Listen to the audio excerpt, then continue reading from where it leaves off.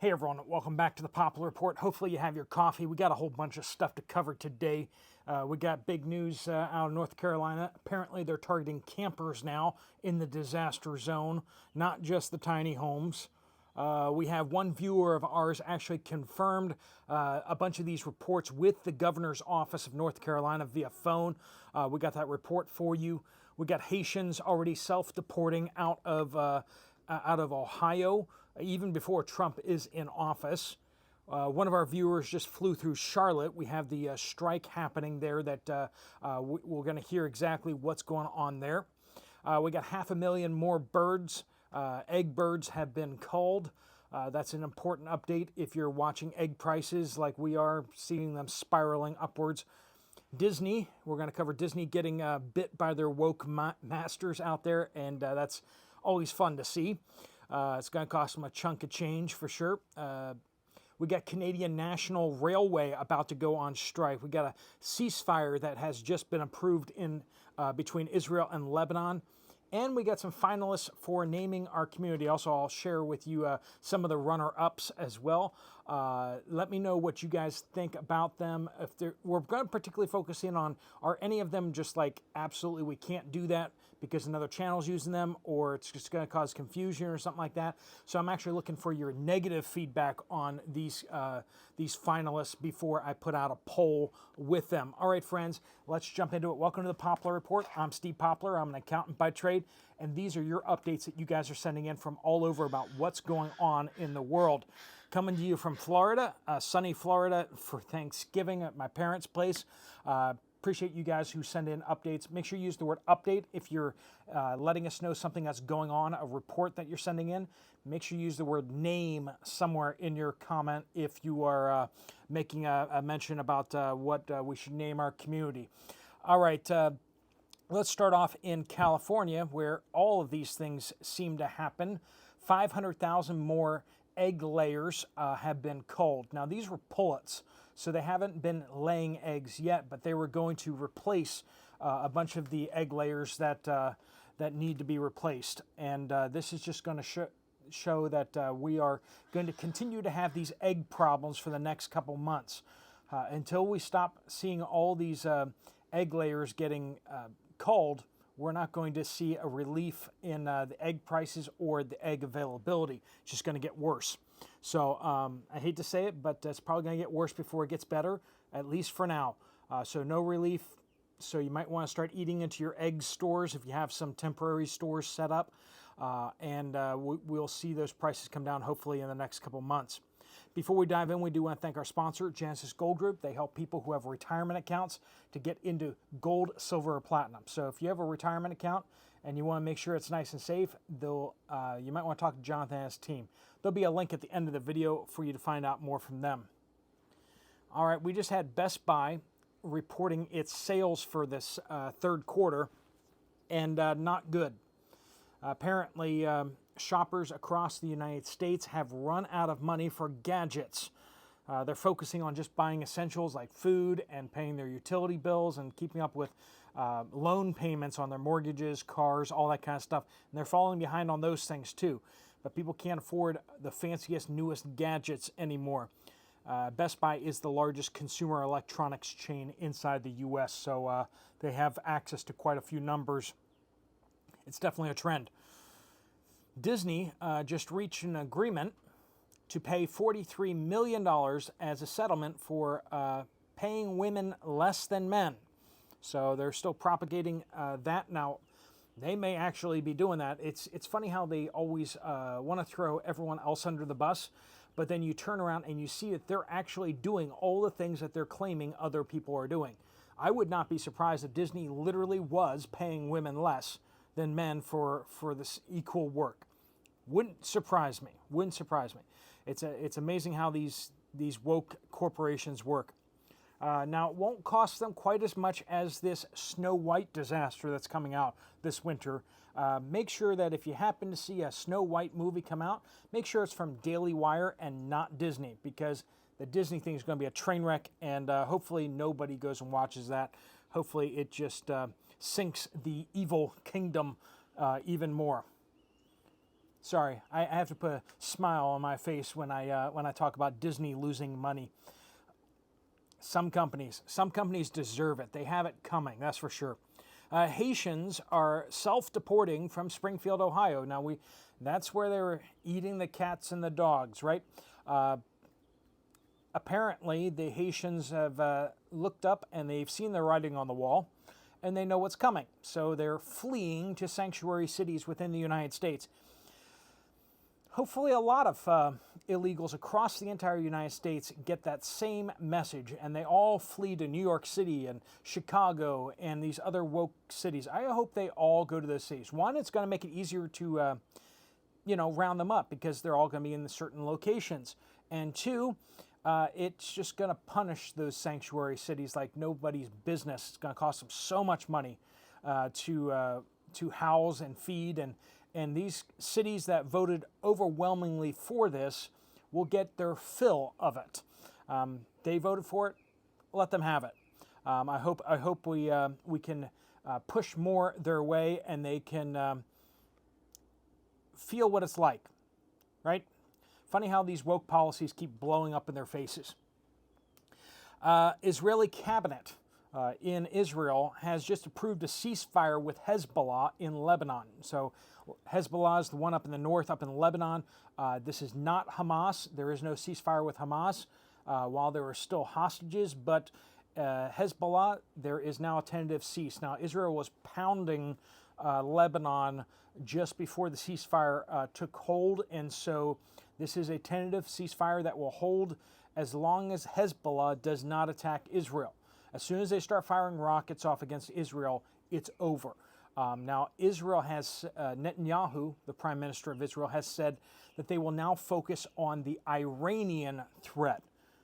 No word on what that means, but he's saying that they're going to focus on Iran. So I don't know if Israel's going to invade Iran next or what, but that is a serious escalation for sure, because Iran is not technically a combatant just yet, though Israel, I think, does consider them to be a combatant in the ongoing fight in Hamas against Hamas and Hezbollah.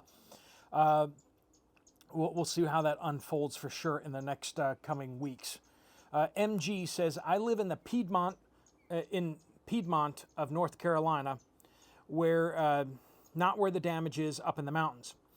I just called Governor Cooper's office, so the governor of North Carolina, to complain about them kicking the people out of the Amish structures.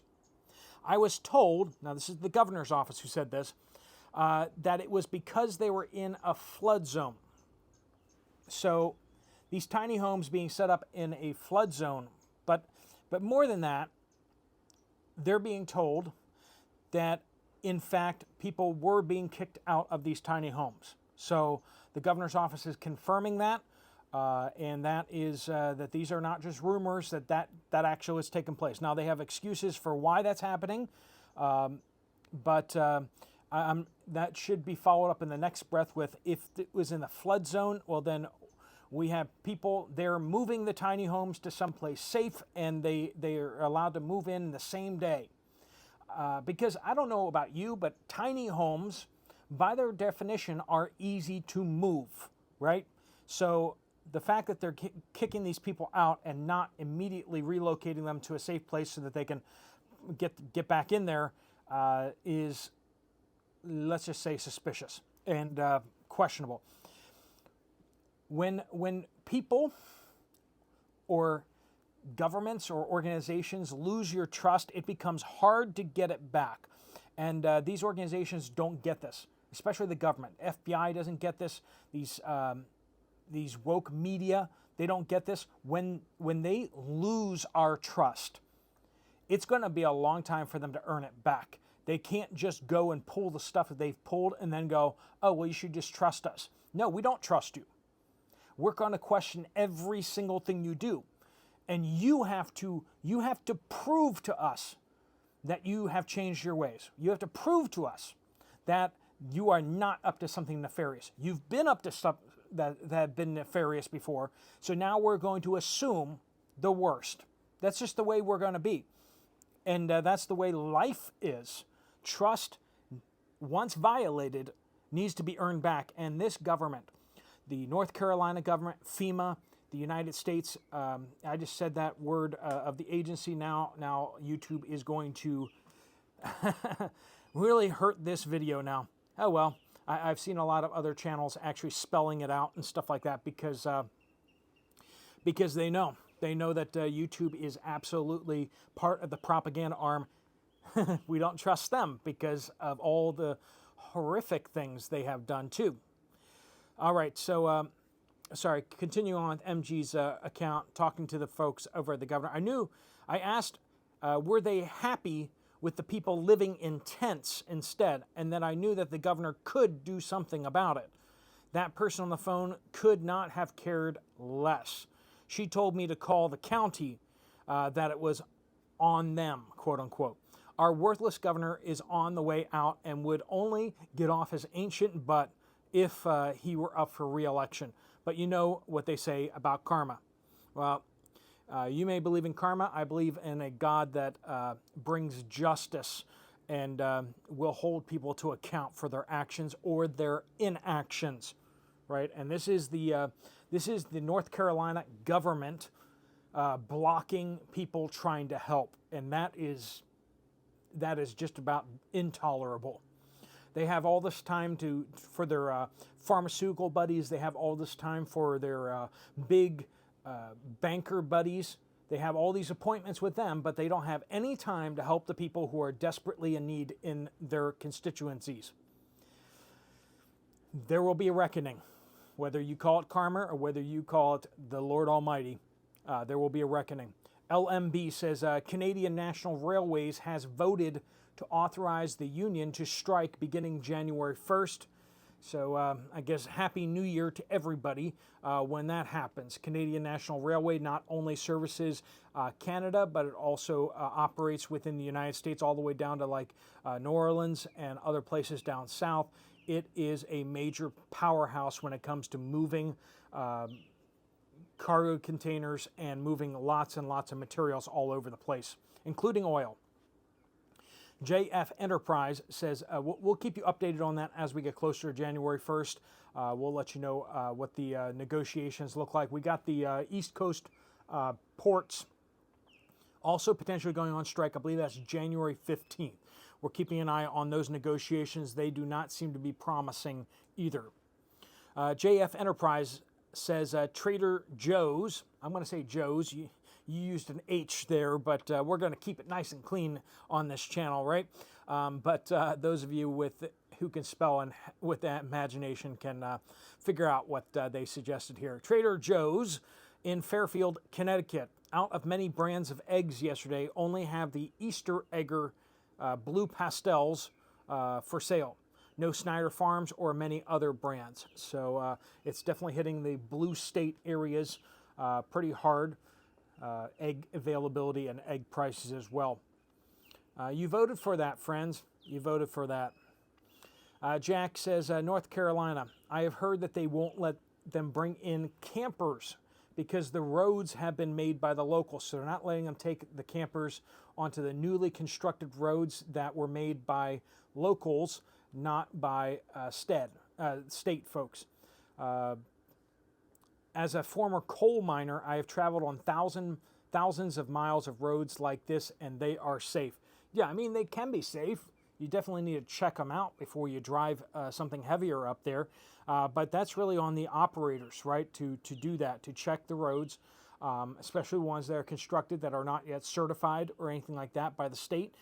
I get that. It's an emergency. And so we need to build things, and then we can certify them later for heavy equipment and such. Just need the drivers of the trucks need to be aware that these roads may not be able to sustain the weights. They need to verify that themselves, and people need to take the time to check things, right? Not just assume. And I get that the state doesn't want people just to assume, but in a disaster zone, people need to watch out for themselves, and they need to have the freedom to do the things that are necessary to help people, especially as winter is on set here. Shirley says, well, this is interesting from Newsweek. In Canada, green onion recall canceled due to false positive salmonella. Now, how many people have been talking about that on this channel and elsewhere, that we are suspicious of all these positives, bird flu positives, salmonella positives.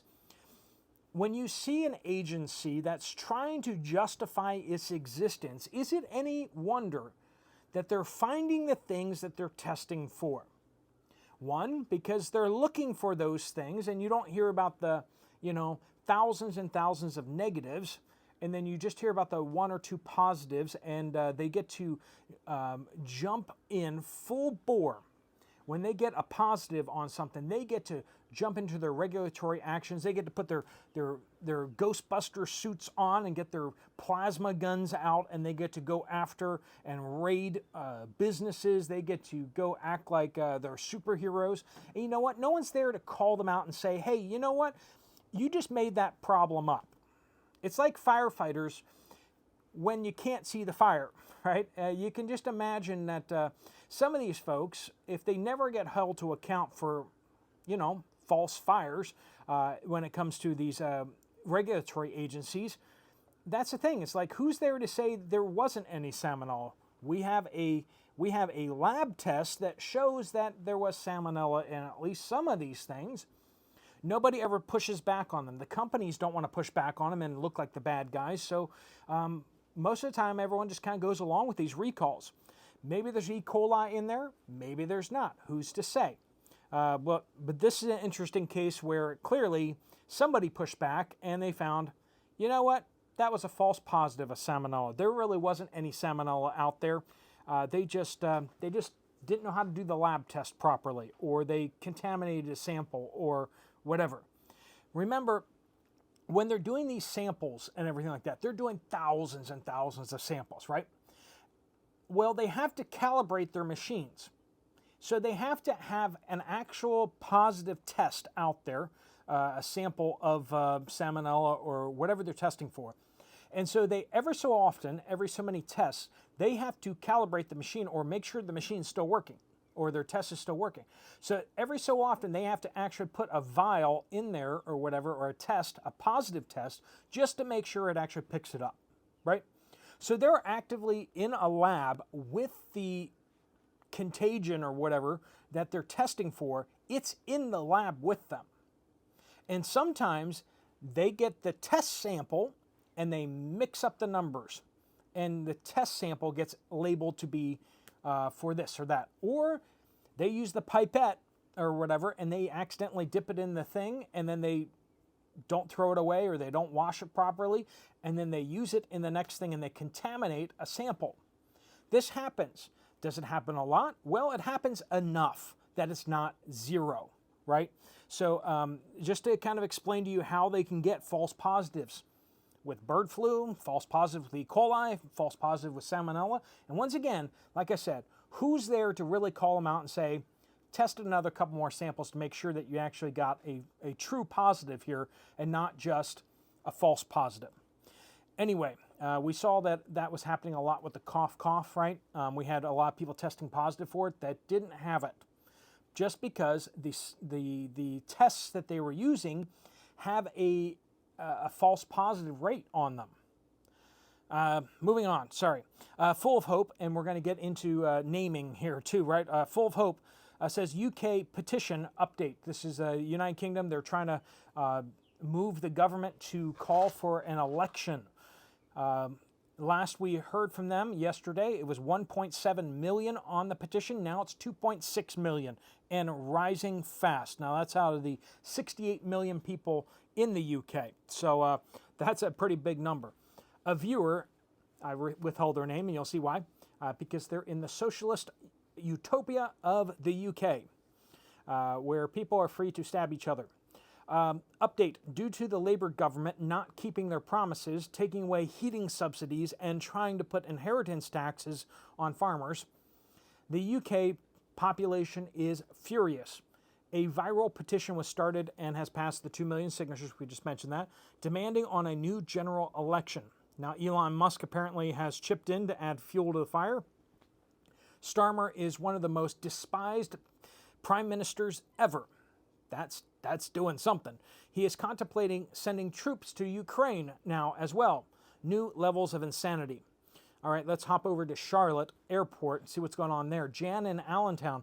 I had a connection through Charlotte Airport on Monday night. That's after the strike started.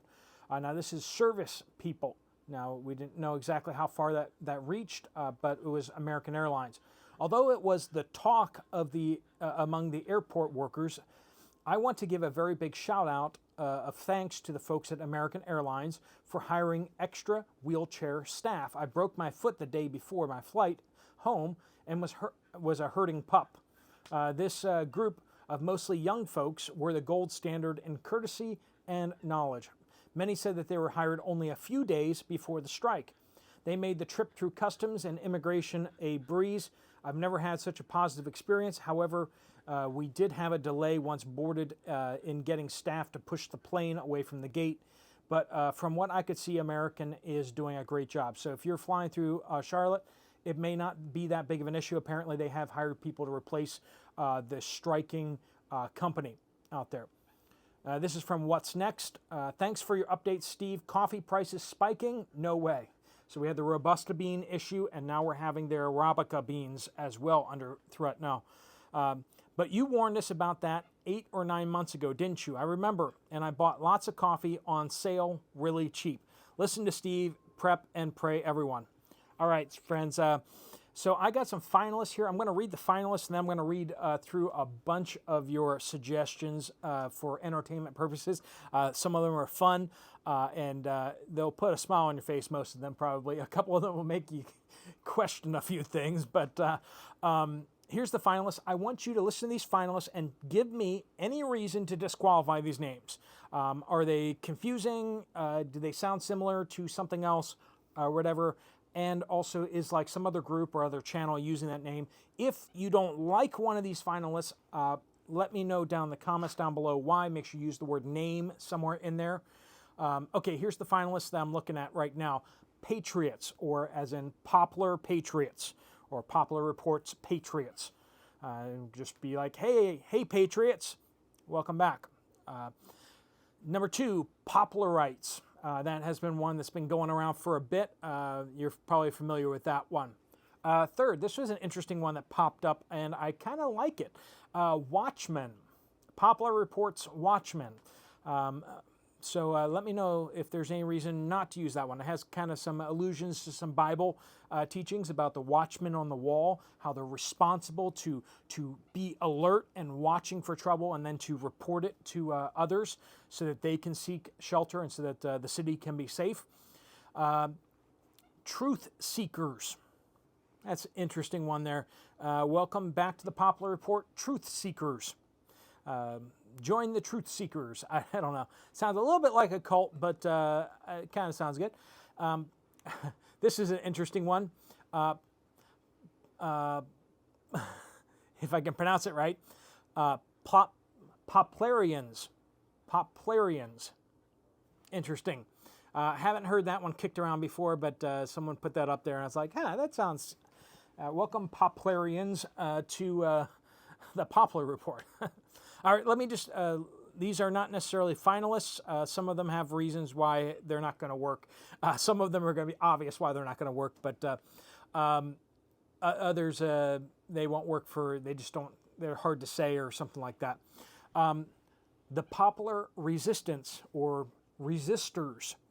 I kind of like that. It's a little harsh sounding, though. Poplar Patriots, or Patriots, right? We already kind of mentioned that one as one of the finalists. Poplar Watchman, Parmes. Sounds like a Parmesan cheese or something. I don't know. That's interesting. Parmes or Poplars. I thought about that a little bit. Welcome back, Poplars. But it just sounded like it would need some explanation there. Poplar Reporters. Calling everybody reporters, which is very accurate. But again, I think it sounds a little confusing maybe. I don't know. Poplarazzi. I like it. Poplarazzi. Poplar Clan. Poplar Crew. Poplar Elves. Sounds like we're making Keebler elves kind of thing, right? We're making cookies or something. Poplar Posse. Love it. Poplar poppets, poplar forest, or poplar grove, kind of that illusion of like a poplar stand of trees or something. Heroes of Hope. That's a nice one. I like it. Poplarians. There it is.